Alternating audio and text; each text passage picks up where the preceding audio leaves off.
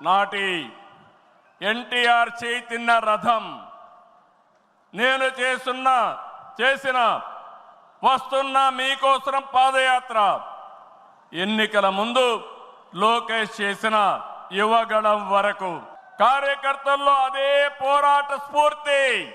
పాలన అంటే హత్య రాజకీయాలు, కక్ష సాధింపులు, వేధింపులు, తప్పుడు కేసులని మార్చేశారు గత ప్రభుత్వం.